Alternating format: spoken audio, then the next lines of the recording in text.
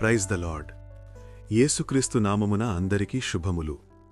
ఎలా ఉన్నారు ప్రియమైన సహోదర సహోదరీమణులారా? దేవుని కృప వల్ల మీరందరూ బాగానే ఉన్నారని నమ్ముతున్నాను. సరే, ఈరోజు వాక్యము చూద్దాం. ఈరోజు వాక్యమేమిటంటే యెషయా 53:6. మనమందరము గొర్రెల వలె త్రోవ తప్పిపోతిమి, మనలో ప్రతివాడును తనకిష్టమైన త్రోవకు తొలిగెను, యెహోవా మన యందరి దోషమును అతని మీద మోపెను. ప్రియులారా, ఈ వాక్యం మన యొక్క స్థితిని చాలా స్పష్టంగా చూపిస్తోంది. మనమందరం గొర్రెల వలె త్రోవ తప్పిపోయాం అంటే మనమందరం మన ఇష్టం వచ్చినట్టు జీవించాము. దేవుని మార్గాన్ని విడిచిపెట్టి మన సొంత మార్గంలో నడుస్తూ ఉంటాము. ప్రియులారా, గొర్రె ఒకటి దారి తప్పితే అది తిరిగి దారి కనుక్కోలేదు, అది ప్రమాదంలో పడుతుంది. అలాగే మన జీవితంలో కూడా దేవుని చిత్తం లేకుండా ఆయన మార్గాన్ని అనుసరించలేకపోతే మనము దారి తప్పిపోతాము. ప్రియులారా, ఇక్కడ మరో గొప్ప సత్యముంది. యెహోవా మన యందరి దోషమును అతని మీద మోపెను అంటే మన పాపాలన్నిటినీ యేసుక్రీస్తు ప్రభువు వారి మీద ఉంచారు.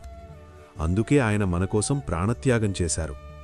ప్రియులారా, మనము చేసే ప్రతి పనిలో, మాట్లాడే ప్రతి మాటలో, మన నడవడికలో చాలా జాగ్రత్తగా ఉండాలి.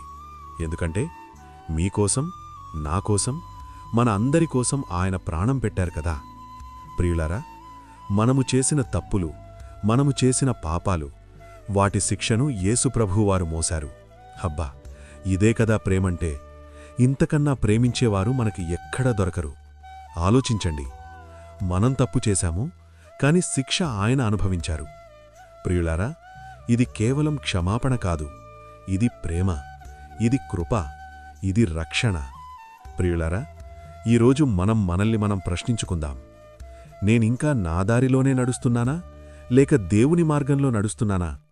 ప్రియులారా, దారి తప్పిన గొర్రెను మంచి కాపరి వెతికి తీసుకొస్తాడు. అలాగే యేసుక్రీస్తు ప్రభువువారు కూడా నిన్ను వెతుకుతూ ఉంటారు. నిన్ను తిరిగి తన దగ్గరకు తీసుకురావాలని కోరుకుంటున్నారు. ప్రియులారా, ఇంకా ఆలస్యం చేయకండి. నీ దారిని మార్చు, దేవుని వైపు తిరుగు.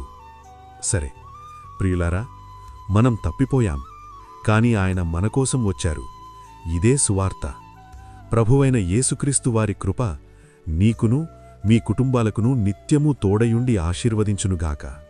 ఆమేన్.